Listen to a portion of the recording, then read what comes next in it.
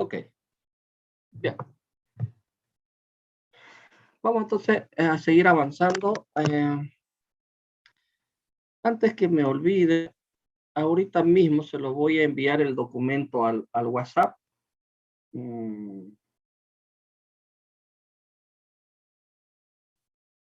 Parte 1.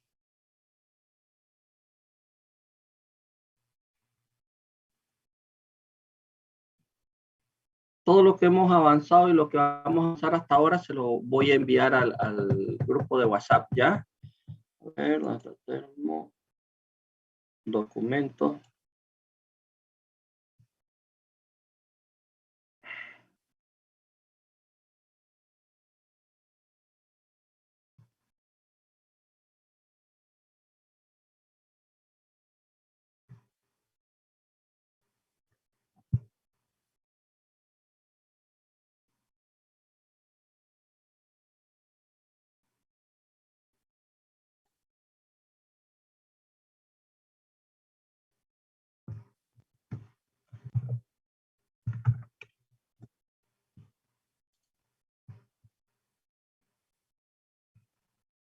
A ver, vamos a revisar. Sí, ya les llegó, ¿no?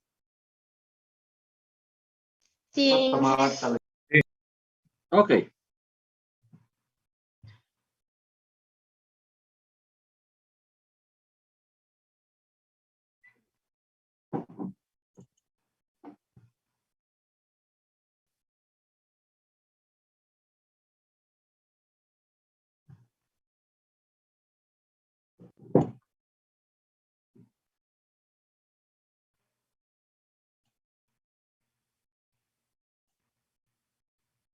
Recording in progress.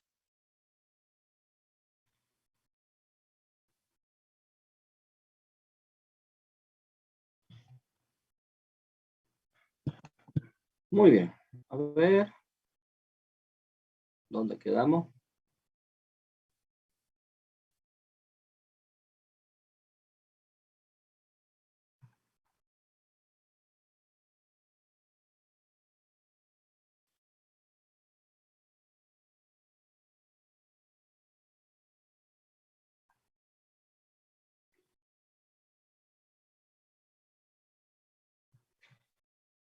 Habíamos quedado en proceso irreversible, ¿no?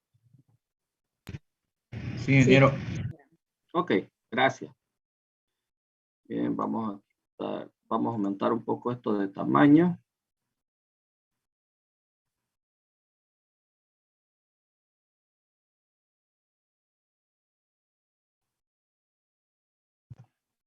Ya está. Y vamos a quitar.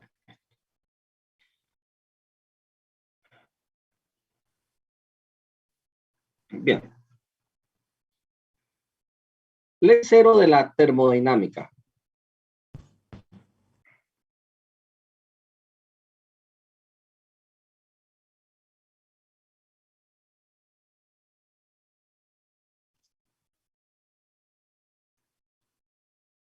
Me preguntan cuál es el mejor libro de termodinámica. Bueno, yo utilizo mucho el Gordon y el Cengel, pero cualquier libro es bueno. De todas maneras, yo voy a revisar si por ahí tengo otro libro digital.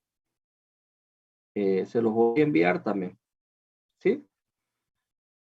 El libro el mejor libro que puede ser es el que usted puedan gustarles más. Porque yo le puedo recetar un libro, darles un libro que a mí me gusta y de pronto ustedes lo empiezan a leer y no le entienden y lo hallan muy largo, muy, no sé, muy abstracto a veces. Entonces, nunca le van a hallar nada de bueno.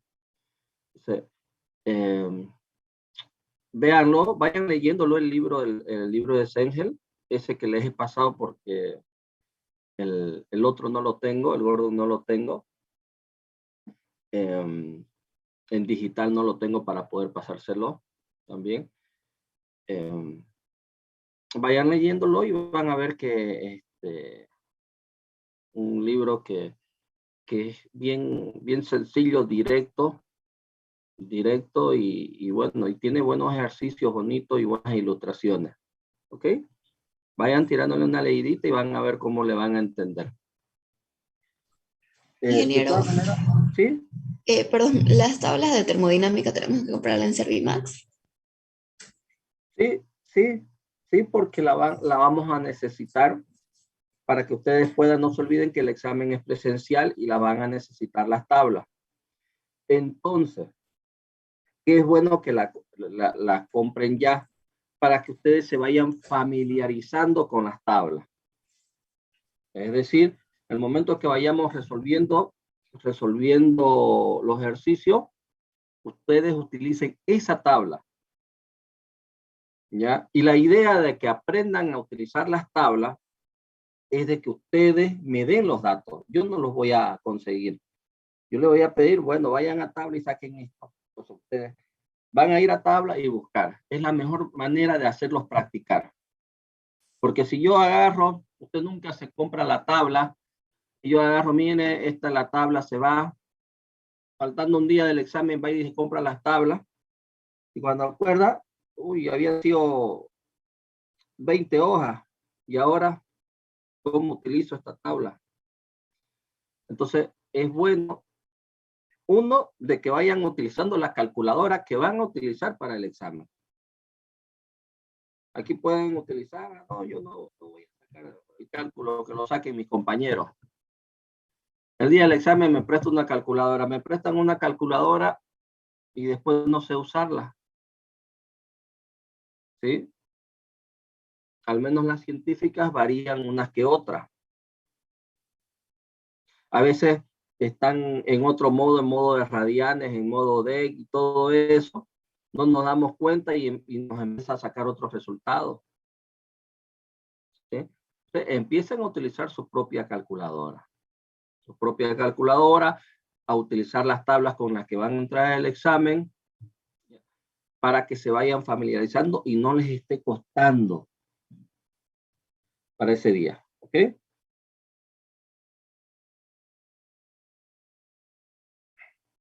Bien. Después les voy a buscar si es que tengo otro librito de termo, yo se los paso ya. Es que esta computadora la formateé y tengo mis archivos en un disco duro y voy a buscarlo ahí también, si es que tuviera. Ok, ley cero de la termodinámica. Esta ley establece que cuando dos cuerpos tienen igualdad de temperatura con un tercero, entonces los tres tienen igualdad de temperatura entre sí. Es decir, estarán en equilibrio térmico entre ellos. Parece absurda y tan sencilla esta ley, y es que no es absurda, pero es sencilla, así como ustedes lo ven. No hay nada, ningún misterio. Y una ley que uno dirá, pues es lógica, ¿no? Si dos cuerpos tienen la misma temperatura con un tercero, pues entonces los tres tienen igualdad de temperatura y hablamos de un equilibrio térmico. Si A y C tienen 80 grados centígrados y a su vez el bloque B tiene 80 grados centígrados, entonces aquí hay un equilibrio térmico. ¿Ok? Pero esta ley es la base de la medición de la temperatura. Así de sencilla.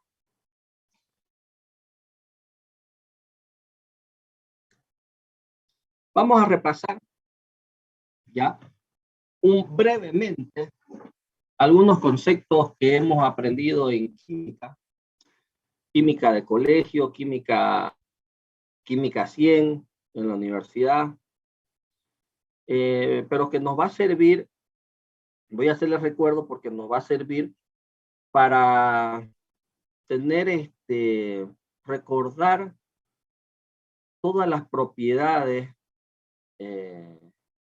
que puede tener la materia, ¿ya? Y sus clasificaciones. ¿Por qué? Porque nosotros vamos a utilizar sustancias, sustancias puras en los procesos termodinámicos. Entonces vamos a ver de qué se trata, ¿no? Primero, materia es todo aquello que nos rodea, todo, cualquier cosa que estemos mirando alrededor, eso es materia. Tiene masa y ocupa un lugar en el espacio. Posee energía y está sujeto a interacciones y cambios en el tiempo que pueden ser medidas. ¿Ya? La tele, el toco, la computadora, una hoja, una manzana, un árbol, el aire es materia, porque el aire tiene masa. El aire está formado por oxígeno, nitrógeno y etcétera, ¿no? El oxígeno, su peso molecular es 16, ¿no? Entonces tiene masa y ocupa un lugar en el espacio. Si no me creen que ocupa un lugar en el espacio, agarren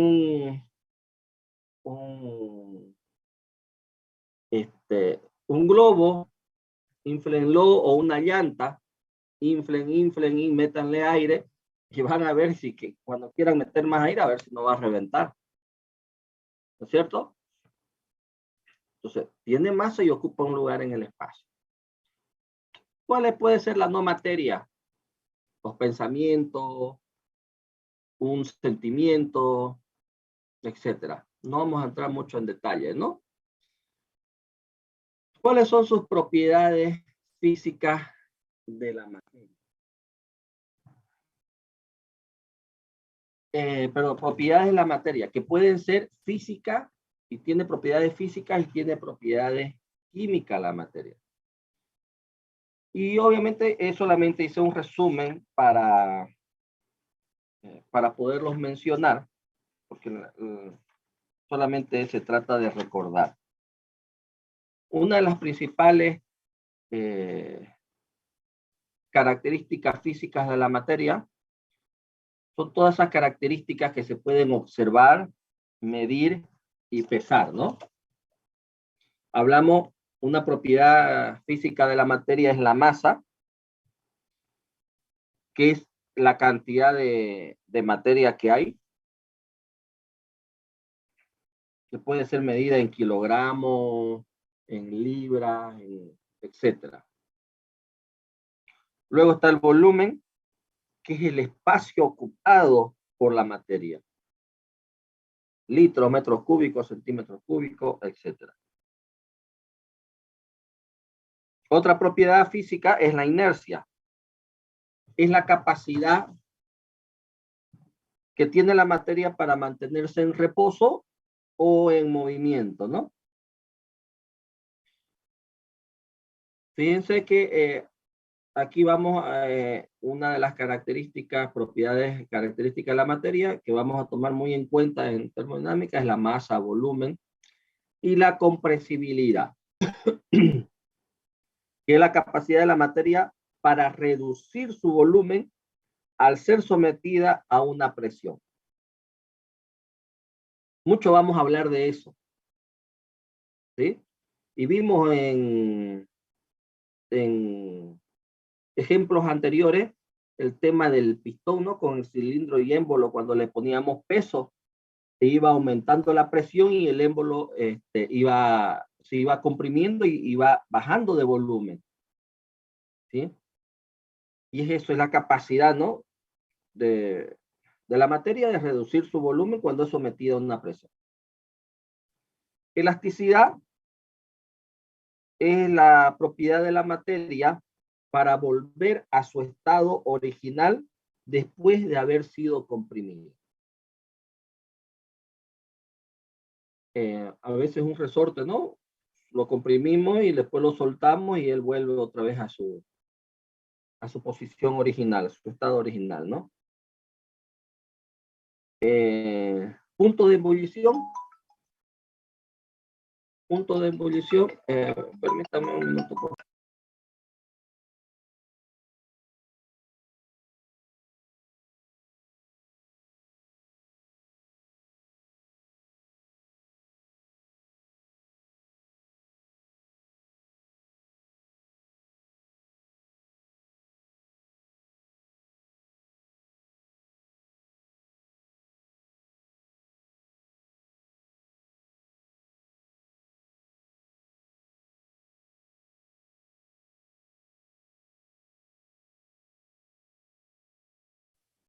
Bien. Punto de ebullición.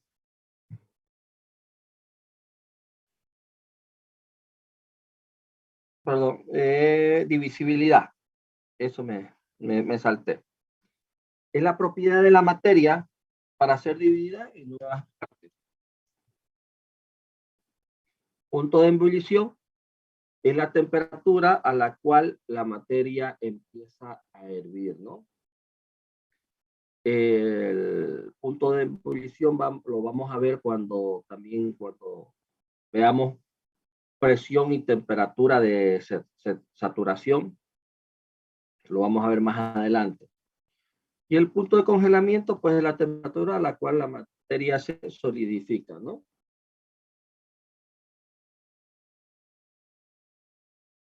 Propiedades químicas de la materia.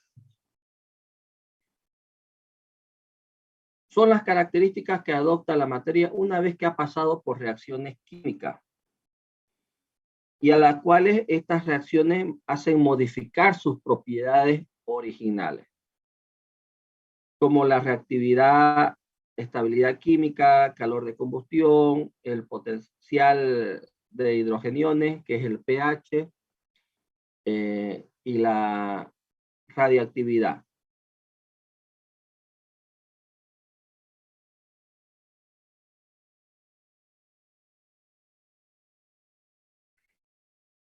¿Cómo se clasifica la materia? La materia la vamos a clasificar en dos grupos, en sustancias puras y en mezcla. ¿Ya? Sustancias puras y mezcla. ¿Y cuáles son las sustancias puras? Son sustancias que mantienen su composición y o propiedades aunque cambie su estado o fase. Y las sustancias puras las vamos a subdividir en estos dos grupos. Hay los elementos y los compuestos. ¿Cuáles son los elementos? Son esas sustancias que contienen, que tienen un solo tipo de átomo y ya no pueden descomponerse en sustancias más simples. El hidrógeno, el carbono, oro, etc. Y tenemos sustancias puras también como compuestos.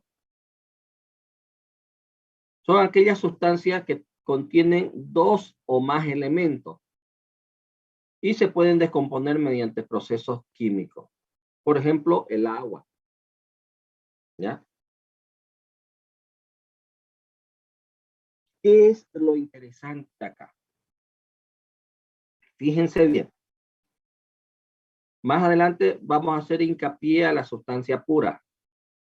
Otra vez vamos a volver a repetir. Pero ¿cuál es lo importante acá? Que la sustancia pura no cambia sus propiedades cuando cambia de fase o de estado. Se mantiene constante, ¿no? Un ejemplo, ahí hay los elementos, ¿no? Los que tienen un solo tipo de átomo, como el oro. El oro ustedes han visto que lo funden, lo trabajan de distintas maneras y el oro sigue siendo oro. Sigue siendo oro, no cambia su propiedad. Por más que formen una cadena, después esa cadena otra vez la vuelvan a tratar a calentar y después le den otra forma, no cambia su propiedad. El oro sigue siendo oro. Pero ¿qué pasa cuando hay un compuesto? En este caso, el agua. Y doy ejemplo del agua porque es la sustancia pura que vamos a utilizar junto con otra para hacer nuestros cálculos termodinámicos. Y el agua es muy utilizada. Fíjense que en las movilidades se utiliza mucho el agua para enfriar los motores, ¿no? Y otras sustancias que se utilizan en las máquinas de refrigeración, que son compuestos, pero que son sustancias puras. ¿Por qué? Porque no cambian sus propiedades cuando cambian de fase. Usted el agua, saca el agua del grifo en estado líquido, la puede hervir, se convierte en estado de vapor. Ese vapor usted lo puede otra vez condensar, ¿sí? Se condensa ese vapor, queda otra vez en estado líquido. Ese estado líquido lo puede meter al congelador y se puede convertir en hielo. Ese hielo luego después se puede derretir y volver otra vez a estado líquido y sigue siendo agua. Pasó por varios procesos, cambios de fase y todo lo demás, pero sigue siendo agua. Sigue manteniendo sus propiedades y sus composiciones originales, por más que haya cambiado de fase. Y esa es la diferencia en una sustancia pura. Los elementos, obviamente, no tienen un solo átomo, entonces pasa. Pero ¿qué pasa? ¿Qué sucede cuando son compuestos? El agua es considerada una sustancia pura. Ahora, para separar el oxígeno del hidrógeno, ya pues se necesita ya procesos químicos. Pero aquí los procesos físicos, que son los cambios de fase, el agua sigue siendo agua, mantiene su composición. ¿Ya? Muy importante esa parte. Luego, para mencionar solamente la materia se clasifica también como mezcla, que son sustancias puras con dos elementos o más en proporciones variables. Y tenemos la homogénea y la heterogénea. En la homogénea no se puede distinguir fácilmente porque forman una sola fase. Y a eso lo llamamos nosotros son las soluciones o disoluciones.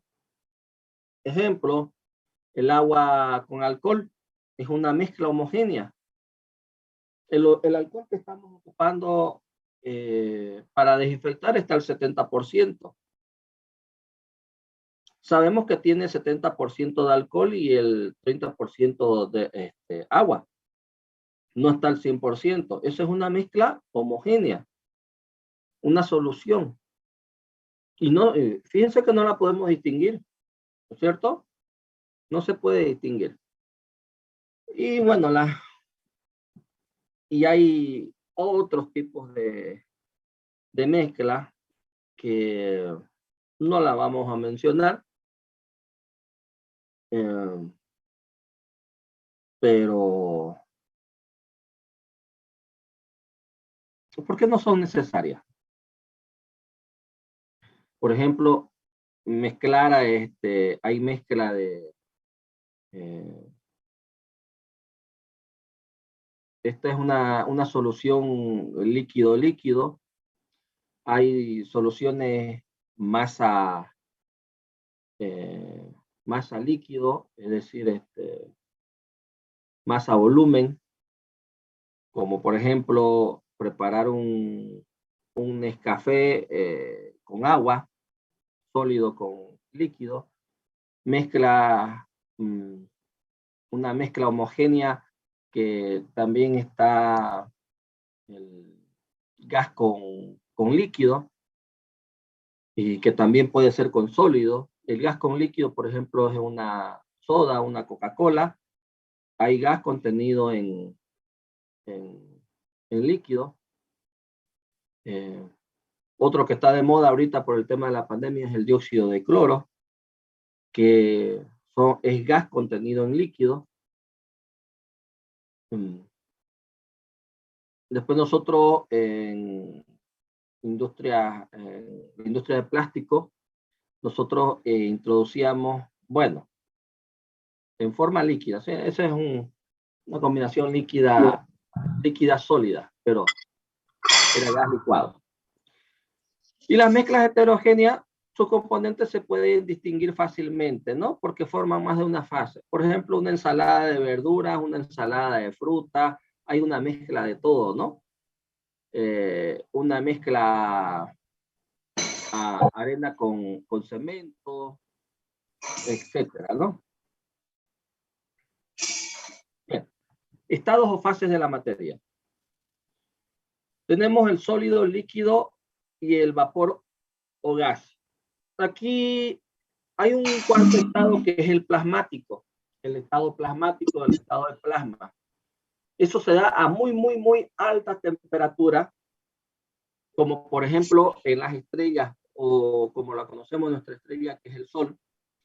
Ahí hay un estado plasmático porque se alcanza a muy altas temperaturas, ¿no? Ese es el estado plasmático. Solamente lo menciono, pero no lo he escrito acá.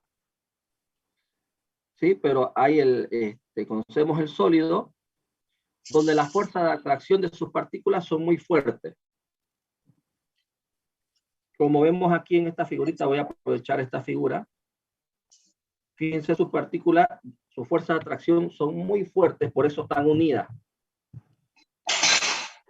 En el líquido, la fuerza de atracción y repulsión de sus partículas están en equilibrio, ni muy fuertes ni muy débiles, por eso es que ni están muy juntas ni están muy separadas. Y en el vapor o gas, la fuerza de repulsión de sus partículas son muy fuertes. ¿Ya? Esto es un resumen, podemos hablar un concepto de sólido de muchas más cosas y sus características, pero no, esa no es la idea, no solamente estamos recordando.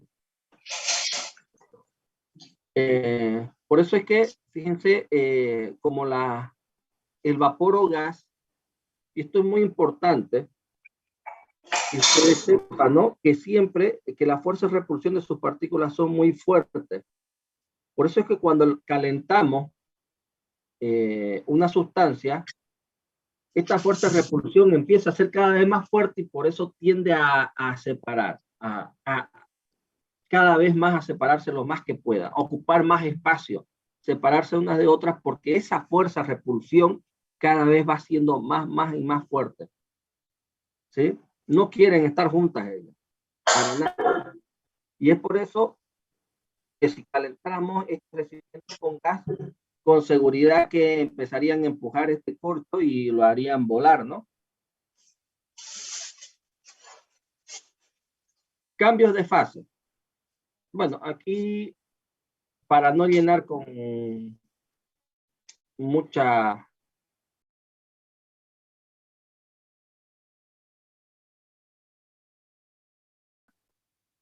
Me gusta mucho, resumen todo esta gráfica. Por ejemplo, el paso, fíjense, es fácil de entenderle esta gráfica. El paso de sólido a líquido se llama fusión. El paso de líquido a vapor, vaporización. ¿Y qué significa esto de aquí abajo?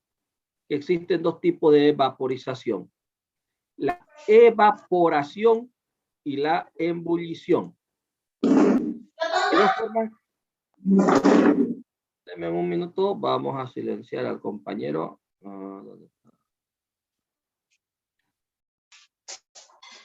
Ya. Hay dos tipos de que una sustancia líquida se convierte en vapor, ¿no? Mediante la evaporación y la ebullición. ¿Cuál es la diferencia? La diferencia es que la evaporación ocurre muy lentamente y se puede decir en forma natural. Por ejemplo, cuando secamos la ropa o cuando llueve y se forma un charco de agua, ahí se evapora el agua. ¿Sí? Se está evaporando y ocurre muy lentamente. Fíjense, a veces cuando lavamos el piso, ¿sí? Luego seca, ¿no? Se evapora, se evapora. Y la ebullición, pues bueno, es cuando le damos calor a una sustancia líquida, llega a su temperatura de ebullición o de saturación y esta empieza a hervir, ¿no? Y al hervir empieza a convertirse de la fase líquida a fase vapor. El proceso inverso de gas a líquido se da de dos formas, mediante la condensación y mediante la licuación. ¿Cuál es la diferencia? Que la condensación se da por diferencia de temperatura. Por ejemplo, tenemos vapor de agua que está en el aire, ¿no? En el medio ambiente. No lo podemos ver, pero sabemos que está. Y nosotros agarramos, si sacamos una botella de agua fría, por ejemplo, ahorita está a 30 grados, supongamos, el vapor de agua en el medio ambiente. Y sacamos una botella de agua fría totalmente seca y la ponemos en nuestra mesita y cuando vemos ya ha chorreado todo eso de agua a la mesa, ¿no? ¿Qué sucedió ahí? Hubo una condensación.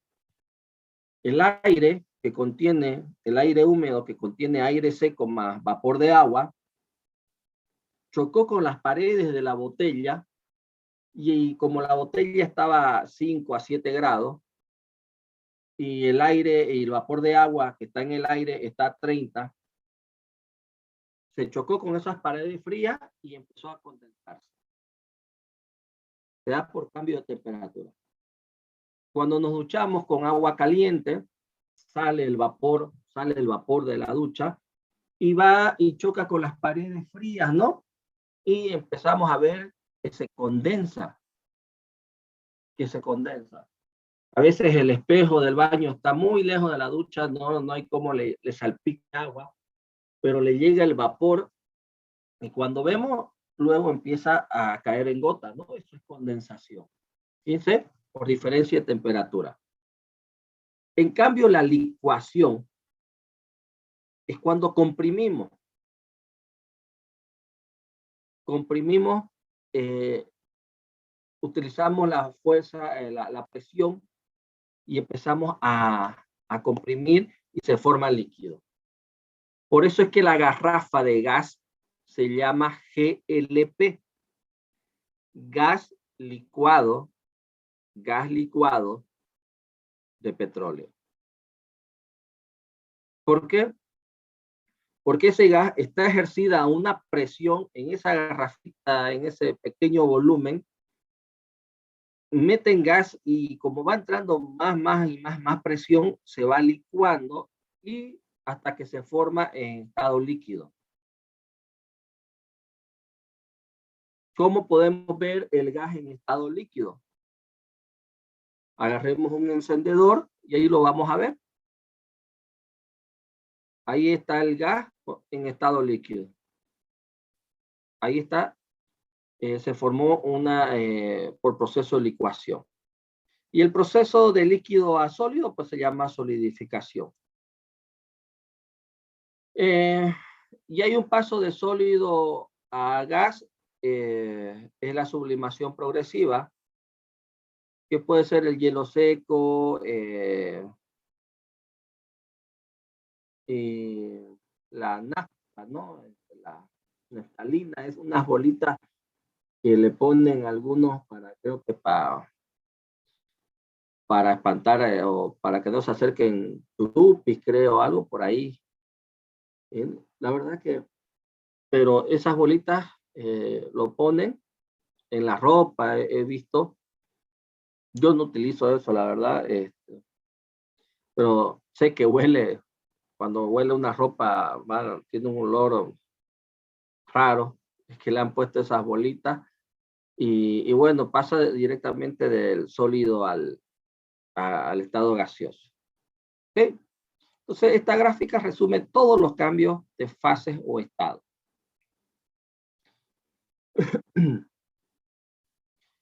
Sustancia pura. Ojo, dijimos que íbamos a volver otra vez, porque aquí esto es lo que nos interesa, ¿no?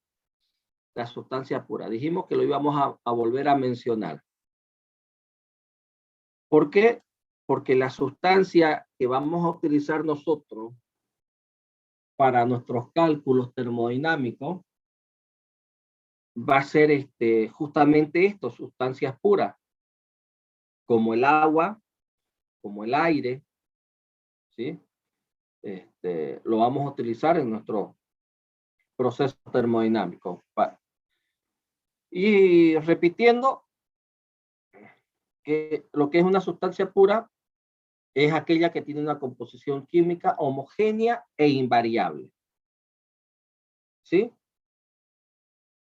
Fíjense, el aire, por más que se comprima, sigue siendo aire. Ya lo llevamos a otras situaciones el aire y igual sigue siendo aire. Y lo mismo por el agua. Puede existir en más de una fase, pero en todas ellas tienen la misma composición química. La fase de una sustancia pura. Bueno, habíamos visto que la sustancia, su fase puede ser líquido, vapor o gaseosa y sólido. Ahora vamos a ver lo que son los procesos de cambio de fase en sustancias puras. La termodinámica toma en cuenta el estado líquido y vapor o gas, pero no considera o no toma en cuenta el estado sólido para el análisis y estudio de la materia. ¿Sí? Por otro lado, la termodinámica, al estado líquido, al estado sólido o gas, lo subdivide en dos a cada uno de ellos, de la siguiente manera. Tenemos al líquido, que puede ser líquido comprimido o líquido enfriado, y líquido saturado húmedo. Vayan familiarizándose con esos nombres. Esos nombres los vamos a mencionar hasta el final de la materia y en todo momento de cálculo. ¿Ya? En todo momento de cálculo vamos a mencionar esos nombres. Y el vapor lo podemos dividir en vapor saturado seco y vapor recalentado. Se puede encontrar de esas dos formas. Vamos a explicar cuál es la diferencia de cada uno de ellos más adelante. ¿Ya?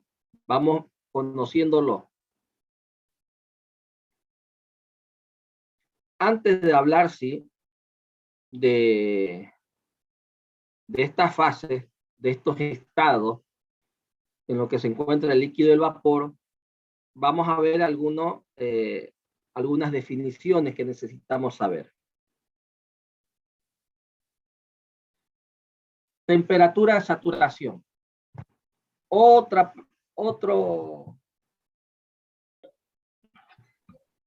palabrita que ustedes, otra frase, otra definición que ustedes van a mencionar en todo momento de aquí hasta el final. Y de aquí para adelante, ya en toda su carrera de ingeniería. Temperatura de saturación. A una determinada presión, la temperatura a la que una sustancia pura cambia de fase se llama temperatura de saturación. ¿Sí? Es decir, cuando me den a mí una presión, cierta presión, ¿a qué temperatura de saturación cambia de fase? Es esa. Por ejemplo, a una presión, dice, a una determinada presión. Ya démonos la presión de una atmósfera. ¿A qué temperatura el agua cambia de fase? Es decir, se vuelve de líquido a vapor o viceversa, o de vapor a líquido, a una temperatura de saturación de 100 grados centígrados. En La Paz, porque la presión es menor, que no es tanto, obviamente, pero sí es menor, ¿ya? Porque la presión ambiente se mide, es una columna, todo el peso que usted recibe de la atmósfera está acá. Todo ese peso, no voy a entrar en mucho detalle. Ay, qué feo. Ya. Todo esta columna que usted recibe de peso, esa es la presión que la atmósfera le está ejerciendo sobre usted. Y si está al nivel del mar, eso es de una atmósfera o de 1,033.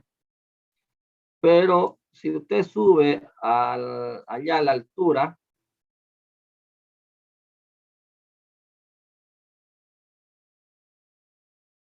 obviamente que la columna va a ser menor. Por lo tanto, el peso, la fuerza que está ejerciendo esa columna de aire sobre usted es menor, ¿sí? Entonces la presión atmosférica va a ser menor. Eh, Tendría que entrar, no lo recuerdo muy bien cuánto es exactamente la presión en La Paz, pero supongamos que sea 0,97, entonces a una cierta, por eso dice, a una cierta presión. Entonces, si nos damos la presión de 0,97, con seguridad que la temperatura de saturación a la que cambia esa sustancia, se cambia de fase, será en vez de, aquí era 100 grados para nosotros. Para ellos será algo de 96, 98, habría que entrar a tabla, ¿no? Y sacar esos datos. Esa es la temperatura de saturación. Podemos averiguarlo por internet ahorita, cuánto es la presión en La Paz, y así vamos a saber con tabla cuánto es la temperatura de saturación a la que cambia de fase, ¿no?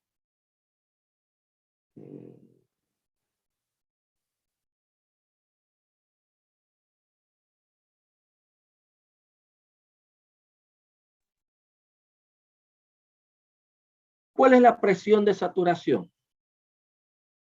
Lo mismo que la temperatura, ¿no? Pero esta vez a la inversa.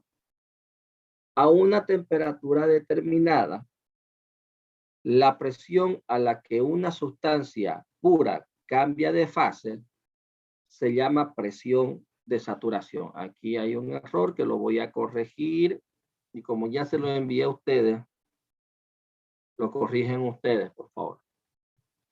PS, presión de saturación. Ya ahí en su documento ustedes lo corrigen. Calor sensible. Cantidad de calor necesario para aumentar la temperatura de una sustancia, pero sin cambio de fase. ¿Sí? Ahorita, con un ejemplo que les voy a dar, para comprender mejor estas definiciones de calor sensible y calor latente. ¿Y cuál es el calor latente? Por ejemplo, ¿cuál es el calor sensible? Ustedes tienen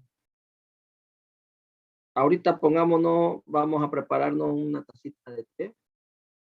Sacamos agua de la pila, del grifo, que está a temperatura ambiente y eso, un poco menor a temperatura ambiente, porque el agua es subterránea y siempre está un poco menor a la temperatura ambiente, ¿no? Pero ya, pongámosle que está a 25 grados. Yo la caliento hasta 50 grados, le estoy dando calor. Aumenta la temperatura de 25 a 50 grados, aumentó, pero no cambió de fase. Igual ocurre en una ducha. Imagínense, se calienta la ducha y en vez de ducharme ahí que salga un baño de vapor y se me vuelva un sauna. No, pues no. ¿Sí? Entonces, en la ducha entra el agua fría, la resistencia lo calienta, hay un aumento de temperatura, pero no hay cambio de fase, sigue saliendo el agua líquida, pero ya con más temperatura. Ese es el calor sensible. En cambio, el calor latente es la cantidad de calor necesario para pasar de una fase a otra sin cambio de temperatura. ¿Ya? Ustedes habrán visto en laboratorio de química, se recordarán, y si no se recuerdan, pueden tener un termómetro y poner su ollita, ¿no? Su agua. Lo calientan, empieza el calor sensible de 25 y cuando llega a 100 grados el agua, hasta ahí de 0 a 100 sigue siendo agua, ¿no? Agua líquida. Pero una vez empieza a hervir, que llega a su temperatura de saturación o temperatura de ebullición, empieza a hervir el agua, empieza a cambiar de fase, ¿no? A convertirse en vapor y el agua empieza a vaporizarse. Y si ustedes ponen su termómetro, aquí hay un cambio de fase, pero sin cambio de temperatura. En este momento está funcionando el calor latente. Ustedes le están dando calor, pero para cambiar de fase, pues no cambia de temperatura. Por más que le den a la llama más grande, lo único que van a hacer es acelerar el proceso, pero no aumentar de temperatura. No aumentar de temperatura. Ese es el calor latente.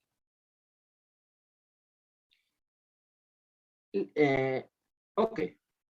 Después de estas definiciones, vamos a ver lo que es un líquido comprimido o subenfriado.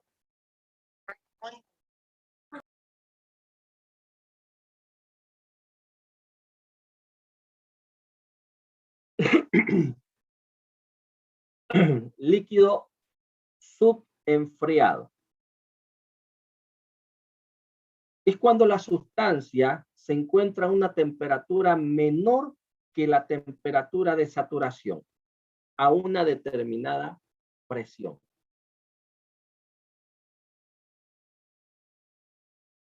¿Ya? Y yo creo que para que se le entienda mejor, tablas termodinámicas, avanzamos después cuáles son las propiedades de la tabla, cuántos tipos de tablas hay, pero vamos a ir adelantándonos un poquito. Y para eso voy a buscarme una tablita por acá, a ver. No importa. No importa las unidades, ¿ya? Esta voy a utilizar esta. O la que mandaron, a ver, la que mandó su compañero, ya que está acá. A ver. Esto de acá, ¿dónde está la tabla? La tablita.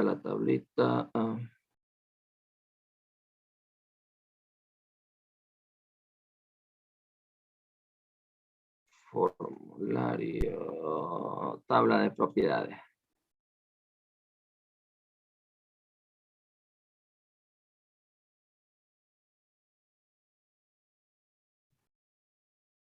Ok.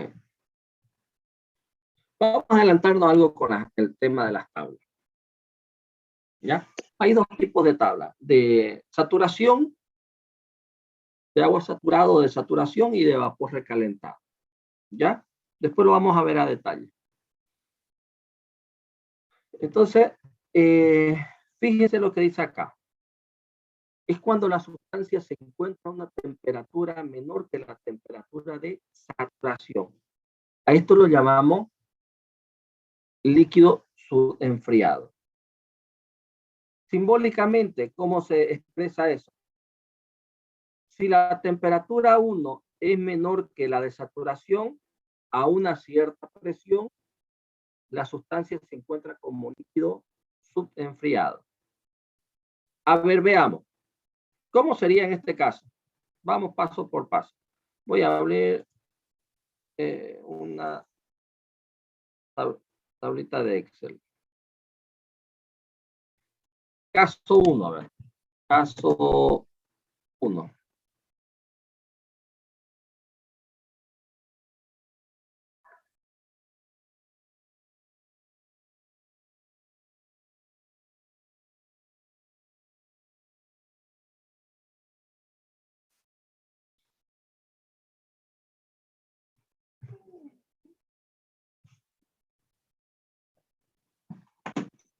Supongamos que tenemos la presión 1 va a ser igual a 1,033 o una atmósfera.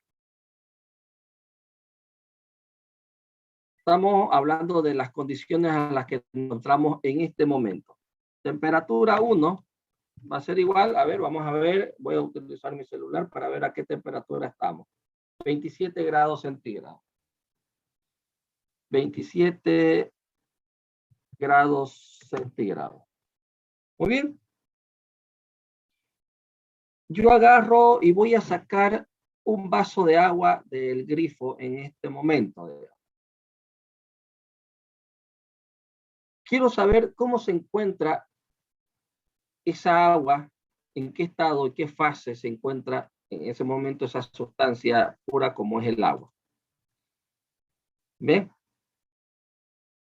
Yo voy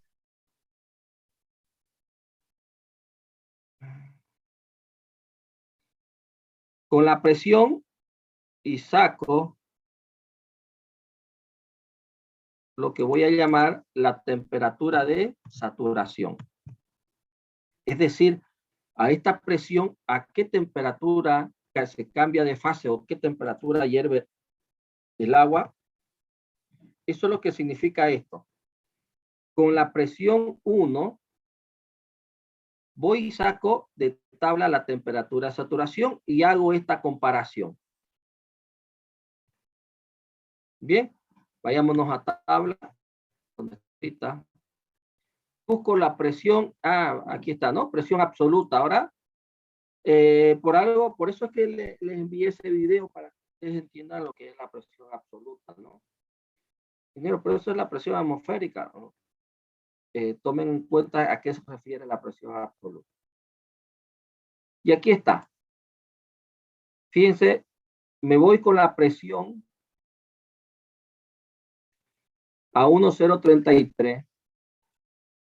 Por eso lean bien el concepto, dice, a una determinada presión. Por eso es que yo me voy con la presión y saco la temperatura de saturación. Temperatura T en grados centígrados. Aquí está en Fahrenheit y esto está en grados centígrados. Utilizo la columna de la derecha. Y veo que la temperatura de saturación es de 100. Ya vimos el concepto de lo que significa la temperatura de saturación. La temperatura a la cual cambia de fase. ¿Qué me está indicando? Que ese vasito de agua, que está a una presión de 1,33, él va a hervir o va a cambiar de fase a los 100 grados. No es que esté a los 100 grados, sino, señor, esta agua que usted acaba de sacar hierve a 100 grados. Pero su temperatura ahorita actual de ese vaso de agua es de 27. ¿Cómo se encuentra esa sustancia en este momento? Y hago la comparación. Temperatura 1 es menor que la temperatura de saturación. Por lo tanto, tengo líquido subenfriado. Ese es el concepto del líquido subenfriado. ¿Ya? Bien. Si hay algo que no está claro, pregunten.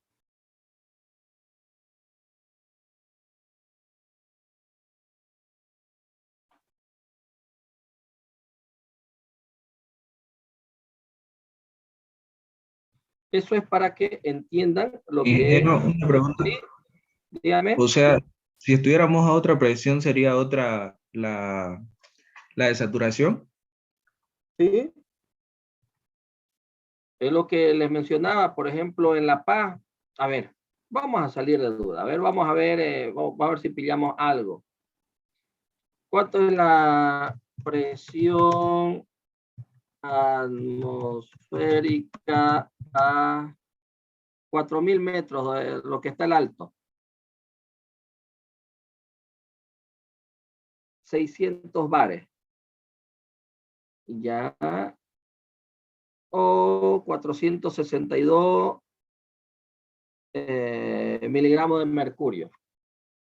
A una atmósfera está a 760. Ya. Vamos a utilizar un conversor de unidades directamente para no utilizar la calculadora, ¿ya? Conversor de unidades, presión. Aquí me salió en bar. Y yo quiero en Pascal. Sí, a ver, ¿en qué unidad está mi tabla? Está en kilogramos fuerza, ¿no? Ya, no hay kilogramos fuerza, conversor de unidades de bar a kilogramos fuerza por centímetro cuadrado. Ok.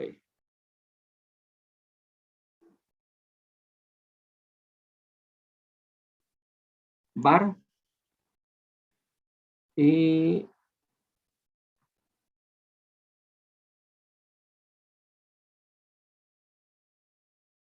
creo que vamos a kilo.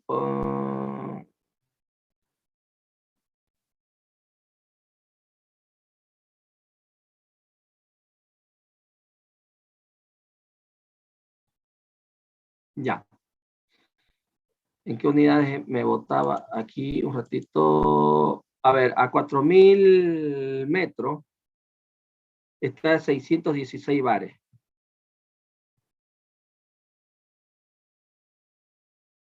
Ay.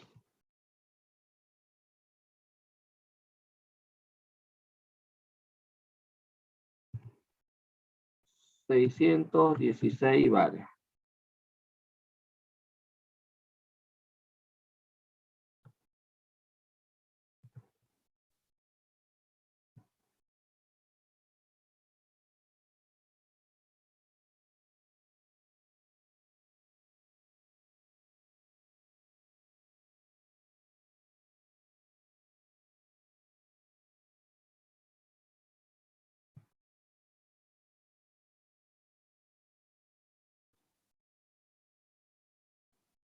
No, esto está, este conversor, un bar.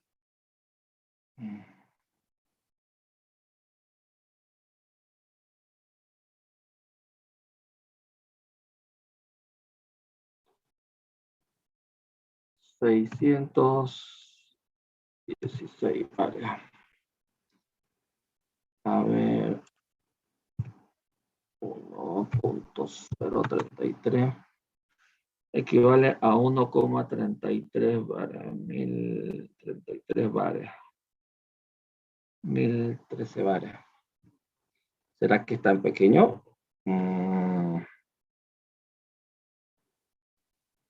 A ver. 760. Vamos a utilizar en milímetros de mercurio.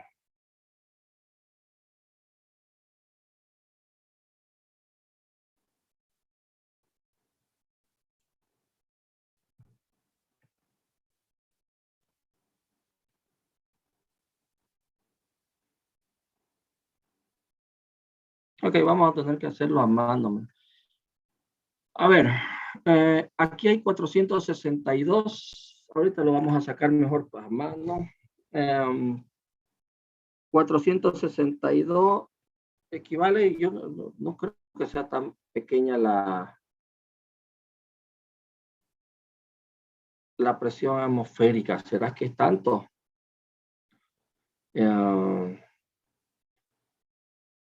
462, una atmósfera está a 760 milímetros de mercurio. Sí, sale así, sale muy pequeño. A ver.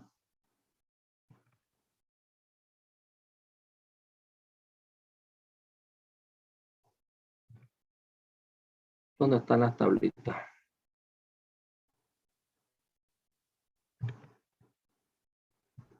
Tabla.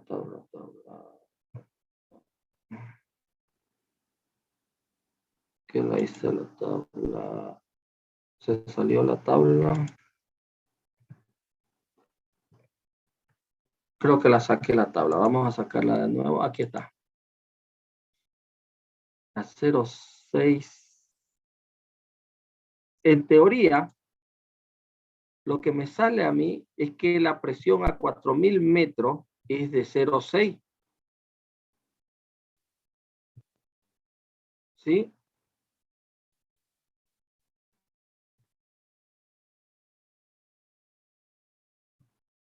Sí, eso sale 616. 616 bares equivale a 628, que es 0,6.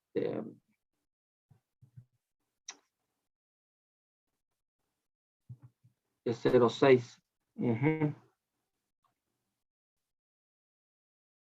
Ya. Entonces, en teoría, a ver dónde está la tablita, está acá.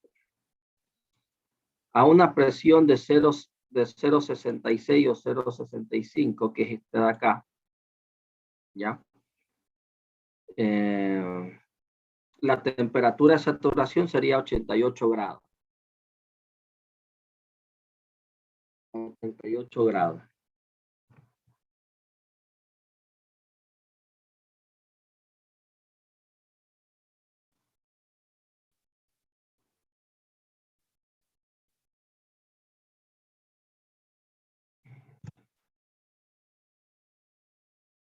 Vamos a ver si hay algo específicamente de La Paz.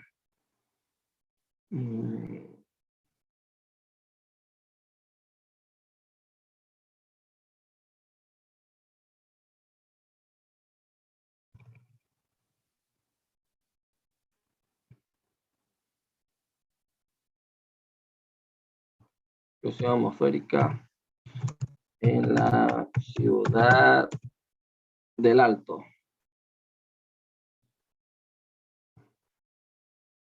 Aquí sale que un promedio de 495 milímetros de mercurio. Sí, a una atmósfera está a 760 milímetros de mercurio. Sí, está relativamente bajo. ¿Ves lo que le decía? 0,83 atmósfera. 0,83 atmósfera.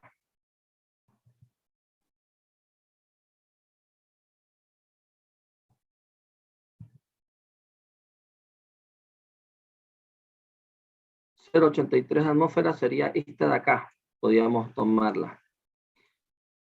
Porque una atmósfera equivale a casi a 1.033, podríamos, bueno, para no hacer la conversión, a unos 93 grados. Por ejemplo, en La Paz, la temperatura de saturación o temperatura de ebullición a la que hierve el agua estaría entre los 93 y 95 grados. ¿Sí? 93 y 95 grados.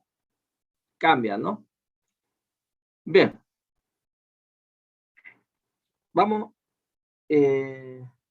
lo que es el líquido comprimido.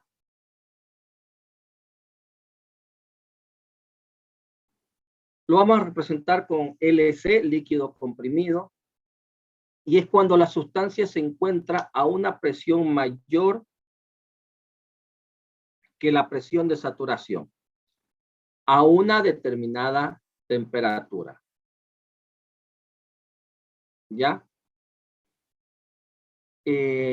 Simbólicamente, si la presión 1 es mayor a la presión de saturación, a una temperatura 1, entonces estaremos hablando como líquido comprimido.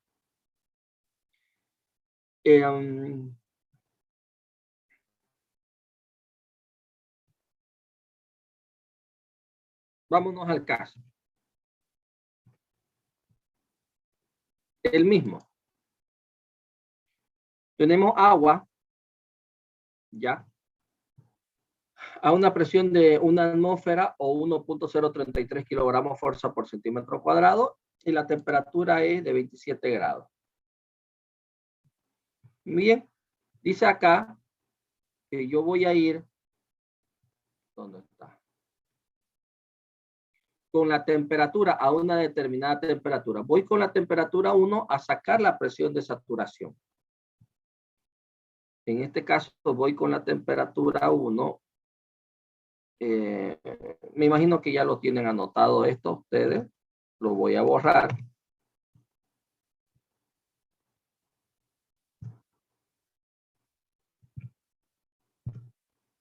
Y voy al caso 2.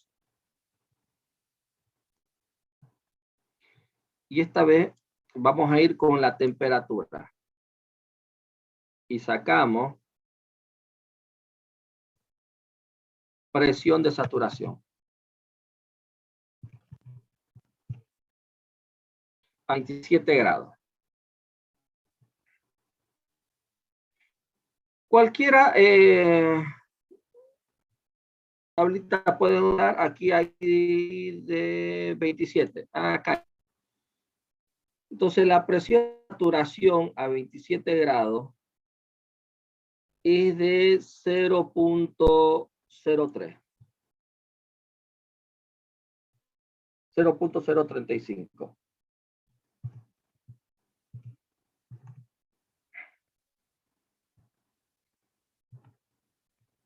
Y hacemos la comparación que nos dice aquí.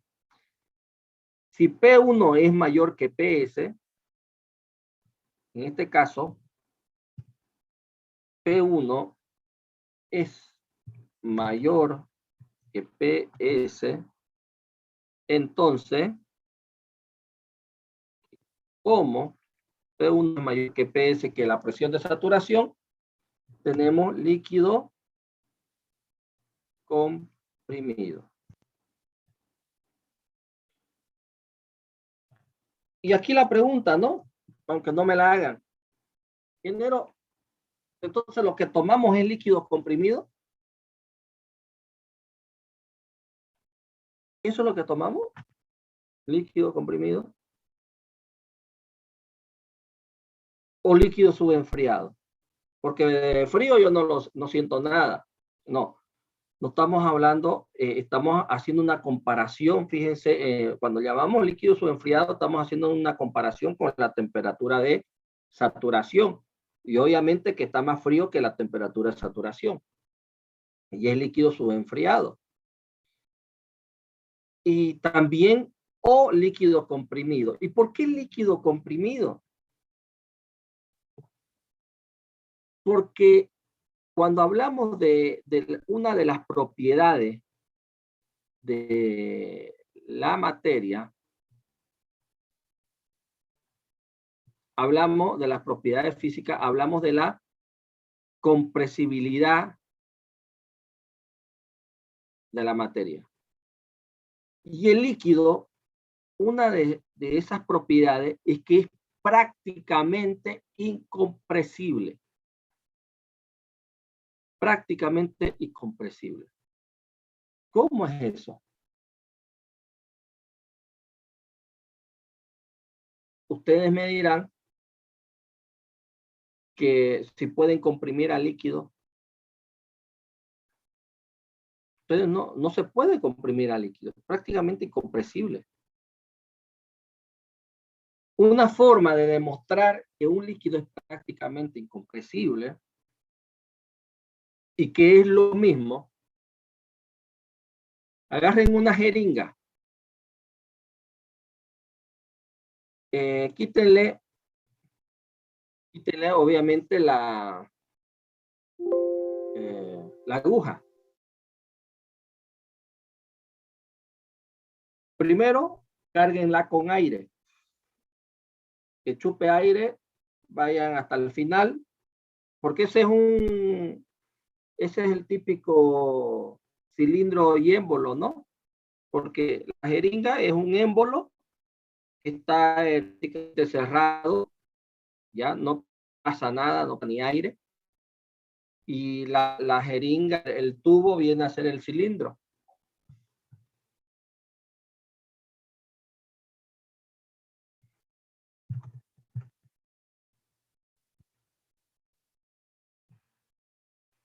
Ya, ahí está.